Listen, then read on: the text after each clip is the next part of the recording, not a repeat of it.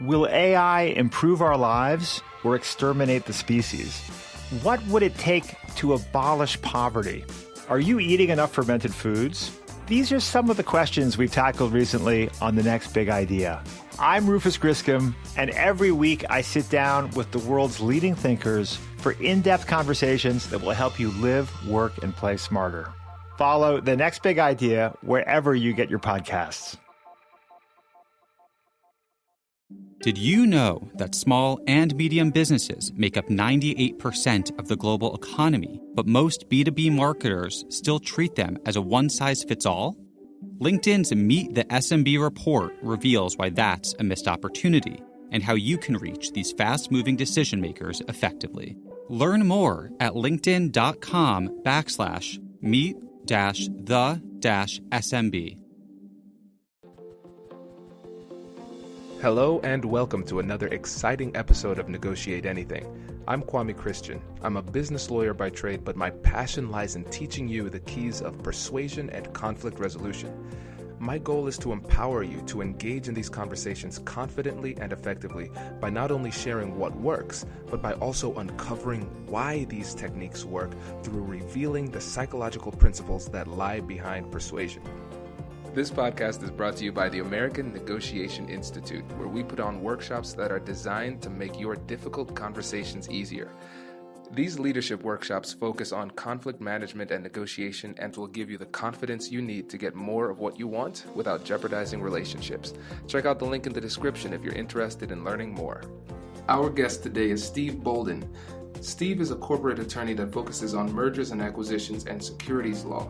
In this episode, he shares what business owners and business lawyers need to do in order to be successful leading up to negotiations.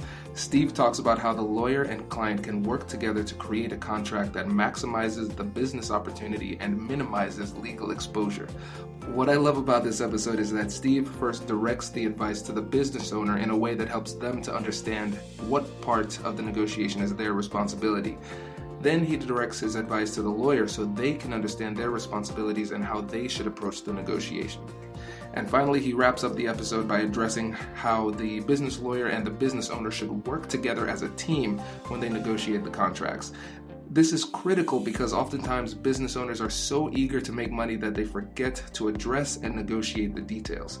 And that's when the lawyer comes in. Steve is also a professor at Baylor University's School of Law, where he teaches negotiations. And that background shows because he did not need much direction in this episode, and it was a really easy one for me to host. So I appreciate that, and I know you will too. So without further ado, let's jump into the episode. Steve, thanks for joining us today. Thank you. Glad to be here. So how about you get us started by telling us a little bit about yourself and what you do? Sure. Thank you, Kwame. And I really do appreciate you giving me an opportunity to hopefully provide some value to your audience. My name is Steve Bolden. I am a Dallas lawyer and entrepreneur. Been practicing for about 18 years in the corporate securities, mergers, acquisitions, and public finance area. I like to call myself a deal lawyer, if you will. From Corpus Christi, but been here in Dallas for a good amount of time. Been at Mayholmes Bolden now for about 10 years. And prior to that, I was at Aiken Gump and at Jackson Walker. We're coming up on 20 years at the firm. The firm will be 20 years old coming up here. I have a passion for deals and negotiation. And on top of that, I have another organization where I'm involved with. It's called the Boss Negotiator School, where we provide negotiation advice. And I'm an adjunct professor at Baylor Law School. That's a little bit about myself, sort of related to deals and negotiation. Fantastic. Yes. And now, listeners, you can see exactly why we wanted to have Steve come on the show, because that breadth of experience is going to be really helpful for us as we dig deeply into this topic. So we appreciate you, Steve. This is going to be fun. Thanks. So the reason I wanted to have you come on the show today is because I wanted you to talk about the negotiation process. Because a lot of times we focus on what we say during the conversation, but we don't think too deeply about what steps we need to take to prepare ourselves effectively and position ourselves effectively to be as persuasive as possible during the conversation.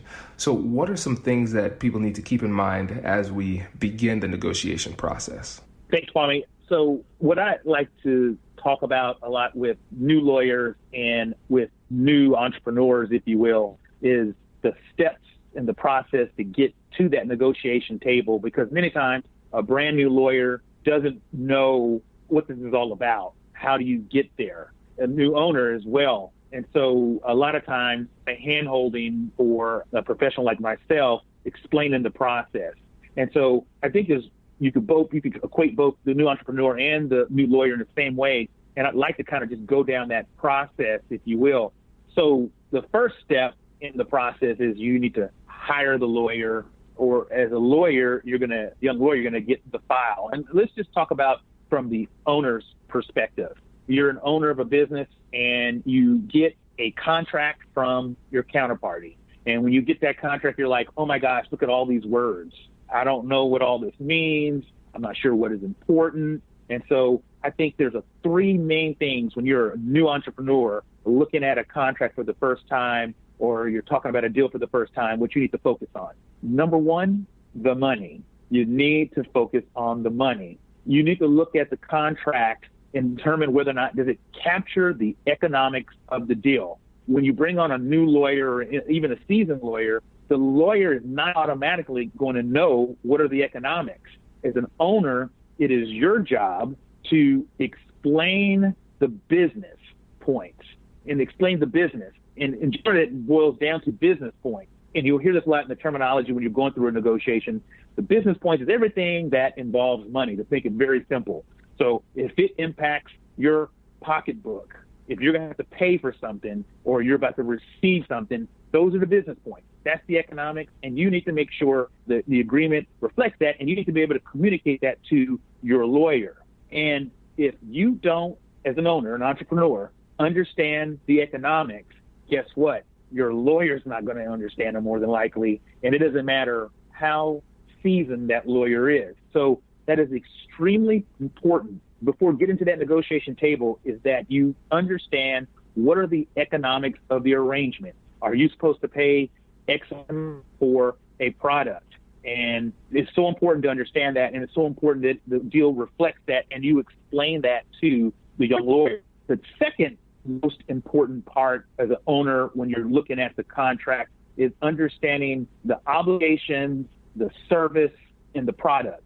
So what services are you providing, or what services are you supposed to be receiving? What is the product? Is it described in the contract? You have to look at that carefully, and you're going to have to also be able to communicate that to your lawyer. And the third thing is I would say most important are the rights of the parties and the governance. And what I'm talking about here is, are there books and records that you may need to have access to, or your counterpart needs to have access to, so they can be able to determine, is everything running as we expected, or the projections in alignment and everything. The other item would be voting matters. What does it take as far as the decision-making process for deciding, do you expand? Do you get a bank loan? Can you sell the business? Another area would be like board seats. In the governance realm, if you're in a business or an arrangement with another party, sometimes it's set up where you have a certain amount of directors or a certain amount of managers, a certain amount of members. And so that's real important, because that's where the decision-making comes into place. Another example is buy-sell rights. Because when you're trying to get into an arrangement or agreement, you're trying to also figure out how do you get out of it. So do you have the right, if your party decides they want to sell their interest, can you tag along with them? Or if you want to sell, can you force them to sell with you? So those are all the very important concepts as an owner, a young owner, new entrepreneur, that you need to understand. And your lawyer is going to be focused on that as well. So those are all written in legalese. You'll look at the contract, and there's all these sections in the contract that are talking about governance, rights, and those kinds of things. But here's the thing you need to take into account as a young entrepreneur. Even though it's legalese, at some point it transforms into something that it becomes a business point as well. And that's always sort of the rub when you're trying to get a contract signed, or you're beginning that process, is differentiating between what is sort of a legal concept and what is a business concept. And as a business owner, you have to drive and give guidance on the business points. We are now offering conflict management and negotiation workshops for companies. If you like the content here and you think your team would benefit from getting a customized seminar, then all you need to do is email me or go to the American Negotiation Institute's website to learn more. And now, back to the show. Small and medium businesses don't have time to waste, and neither do marketers trying to reach them. On LinkedIn, more SMB decision makers are actively looking for new solutions to help them grow, whether it's software or financial services. Our Meet the SMB report breaks down how these businesses buy and what really influences their choices. Learn more at linkedin.com/meet-the-SMB. That's linkedin.com/meet-the-SMB. You have to drive and give guidance on the business points. For example, this is a great example. You have photo matters listed out in your contract, and it states that it's a manager-managed company agreement, and that all the decisions are made by the manager except those that are reserved to the members. Well, in the contract, it'll list out the member powers. On those particular powers for the members, it takes a majority vote. Well, if you only own 30% of the company, and you're not the manager, and the other party owns 70%, you don't have any decision-making power. And even though that's written in such legalese language and everything or whatever, if you don't have decision-making power, you need to understand that that is a business point, and that may be fine, but you need to understand as a business owner that you need to communicate and you need to think that through. And so that's something what you would discuss with your lawyer. And so now let me switch over to the young lawyer portion here of this. When you're a young lawyer, you're going to get in a file. You may be getting it from a partner, or you may be getting it from a solo practitioner, getting it directly from the client. And your first step you need to do is, of course, read the contract. You need to go through it, and there's the structure to contracts. We can't go through all of that. You need to go through it in a way where you can list out questions you may have that you may either send to the partner who gave you it or to the client who sent it to you. And then the very next thing you need to figure out, and probably this may go first, is who do you represent? You need to understand who your client is and what are their interests. A lot of times that will come from, of course, the partner who's giving you the file. And that's where you need to understand and ask the question, what's important to the client? What do they care about? What type of business is this? You have to understand what the business is in the industry and those kinds of things. So that's extremely important.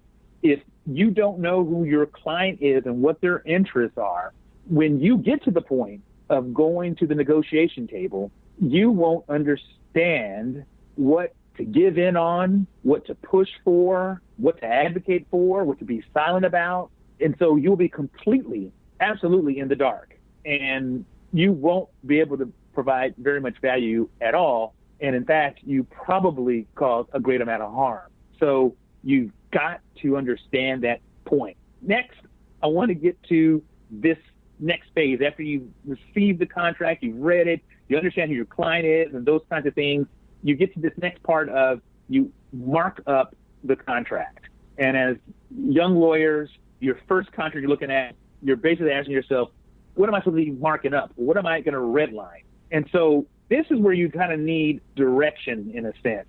Generally speaking, you want to stick to the substance because remember, your client on the other end, that entrepreneur, sometimes they will get very, very upset if you're in there making grammatical comments or spelling and things of that nature and everything. I've heard many times before as a young lawyer, client chastise other lawyers, not me, but no, joking. I've been chastised before. And they're like, what, did I pay you to be the grammar expert? And I'm paying you X amount of dollars an hour. So that is a mistake, young lawyers, I don't want you to have to go through because it is so painful and you feel so shameful and you feel so silly. But sometimes there are times where you may get direction from the business owner, from the partner, and they say, I want you to scrub this document from tooth and nail. I want you to not only go to the substance, I want you to go also into the grammar and everything else. And that's sort of a strategy to sort of try to set back the other side. And so that happens as well. But you need to sort of understand that. But again, mostly what you want to be focused on is the substance. The next part, when you're going through the contract, it's sort of a replay what I said above related to the owner. You want to understand the economics of the deal, and you need to make comments related to the economics of the deal. You're only going to understand the economics of the deal if you get the instruction from the partner or from the owner. And you must understand the economics of the deal. If you don't understand the economics of the deal, you need to go back to the owner, you need to go back to the partner and let them know that. Because sometimes this is a whole communication, a give and take deal. Sometimes people are communicating, they think they have communicated to you of what to do and how to go about it, and they think you may understand it. And so that's where you can be a great interface, and you can provide a great value by asking those types of questions and trigger. None of us know everything. And because we're moving so fast, a lot of times we sometimes forget the basics, or we're thinking about different things, and we sometimes lose focus. And that's where you as a young lawyer can provide a tremendous amount of value. You need to focus on the obligations of the parties, the service, the products, those kinds of things, as we mentioned above. You need to focus on the rights of the parties, the governance. You need to understand all those different things. Your comments are going to be triggered and going to be focused in those areas.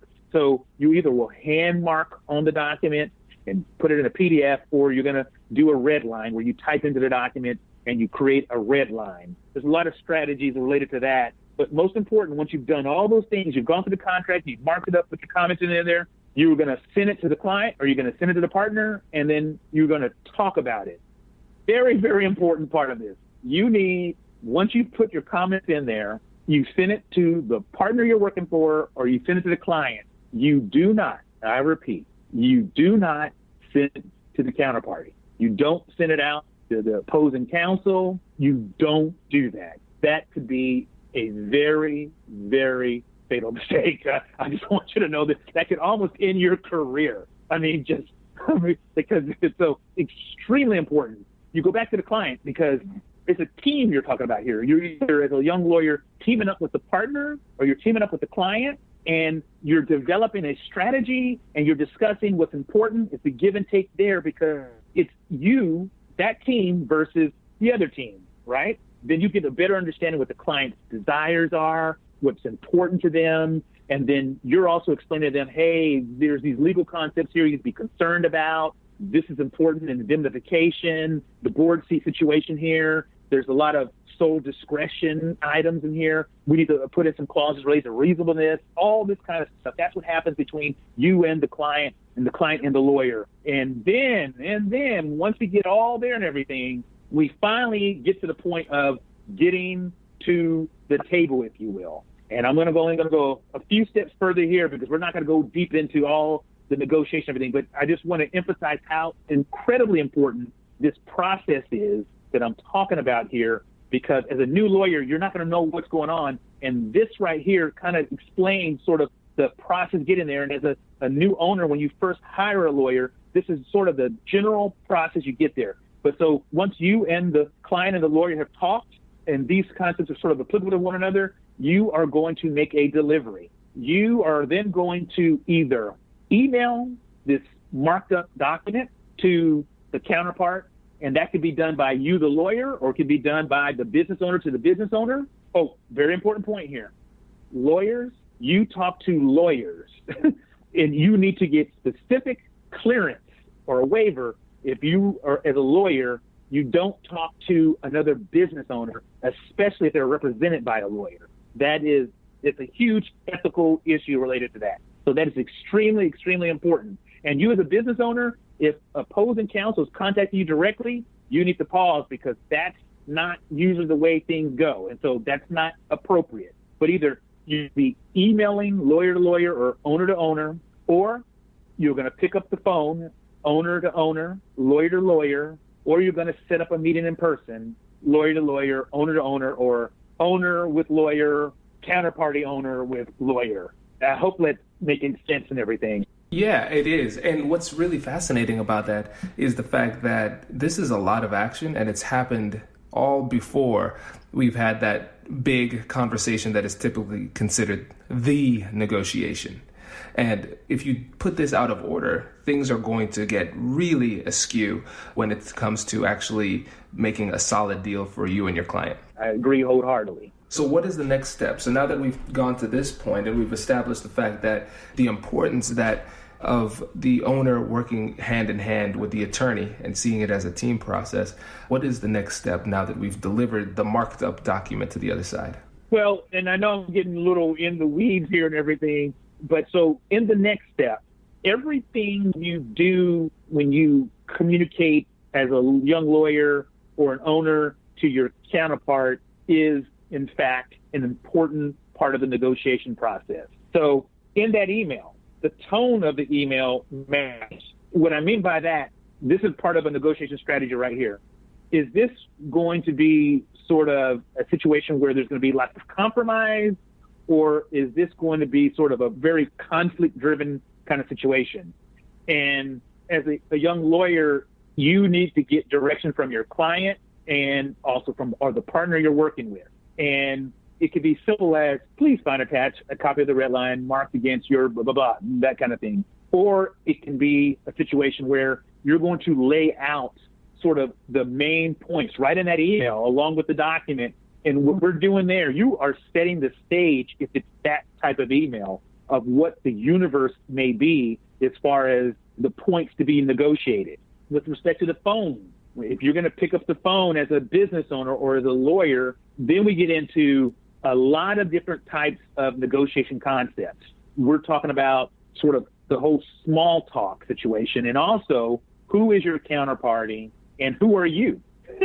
So this is a step where you need to understand your personality, your inclinations, your style, and at the same time, you need to understand the same of your counterparts. Are they an aggressive type of person? Are they laid back? So all of that is triggered in that email you send out or the phone call. When you pick up that phone and you go about making the small talk and trying to build rapport with one another and everything, you're essentially trying to, what I like to say is bridge a gap that may be between one another and sort of create a pathway so that the parties can come together and get a deal done. And so you need to really pay attention to things you say, and you make folks comfortable and get the ball rolling and everything. And then if we're talking about meeting in person, you pick up the phone and say, hey, I'd like to meet in person. And you can either decide to send in the document before, if your strategy is to kind of keep things up front and be more transparent, or you may want to not show them anything until you get to the room and then put the stuff down. There's lots of different strategies going along with that. But meeting in person, I would like to say a couple things that are important in that area are, again, the tone, the interaction, the small talk that you make, the dress, where you're seating in the room. So it's all of a variety of those different things that have to be thought about, and you have to be deliberate and intentional about them when you go to the table. Yeah, that makes a lot of sense. This is really, really interesting. And again, it just shows the depth of thought that has to go into this process, because like you said at the beginning, it is a process, and in many cases it's sequential. And before we even get to the table and start to implement the psychological techniques that we talk about throughout the podcast, you need to position yourself well and take the right steps. Before you go, because I know we're running short on time here, I want to kind of get your perspective on it'll be two things. What a business owner could do when they see the prospect of a negotiation like this coming into play, what they could do to be more persuasive and position themselves.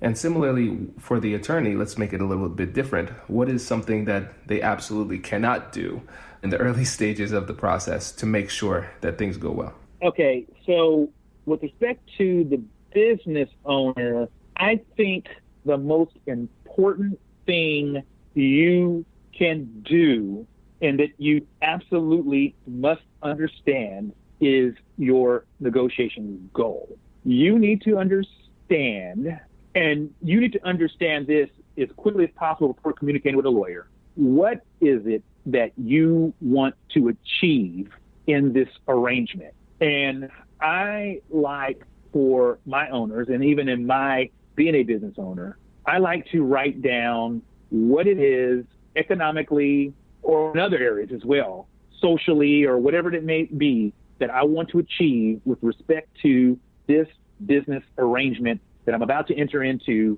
with my counterparty.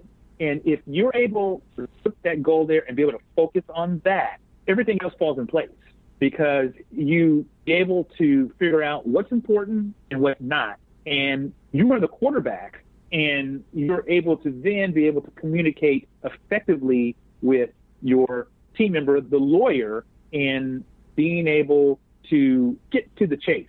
Because as a business, most important thing is selling that product and making that money and getting that revenue in the door so that you can pay yourself, your employees, and expand and grow and everything. And so you've got to be focused on that goal and objective so that you don't have to drive up costs with your lawyers or any other service providers or anything like that. So that's extremely important. Hopefully I answered your question on that. And then we'll go to the lawyer, the most fatal mistake, I think. And this is, in my mind, the most fatal mistake you can get and you can have is getting ahead of your client. You have to understand, as a lawyer, you serve your client. And it's just like, this is a little touchy here, but it's just like your first job.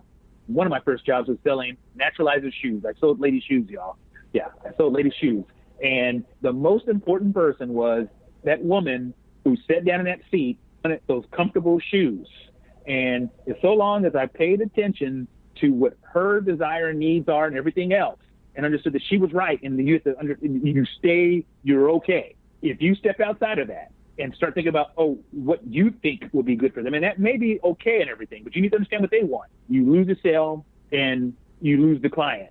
And you can't get in front of your client. And generally speaking, they're always right, except if they're doing things illegal or things outside the law and all those kinds of things. But you got to understand it's a customer service relationship and everything, the service business. So you must follow the directions of your client and then influence your client and try to guide them as well and everything. But you can't get in front of them. You can't do things without them knowing. You can't agree to a business point that you have no authority to give on. You can't give in on positions, all those different things. Don't get in front of the client, because if you get in front of the client, you will get fired. You may be reported to the bar. It's just a whole list of horrible things that can happen. So that's my thought on that point. I love it. Yeah, this is incredibly, incredibly helpful. Thank you for that. Before you go, can you tell the listeners how they can get in touch with you if they want to learn more about what you're doing? I appreciate that very much, Kwame. So you can find me on LinkedIn, Steve Bolden, SteveBolden. On Facebook, Steve Bolden. On Instagram, Steve Bolden, @Steve Bolden. I won't tell you what the E stands for right now.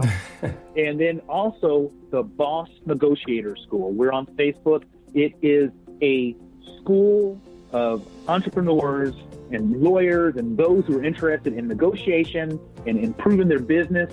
And all you have to do is just go to that link, the Boss Negotiator School on Facebook, and join.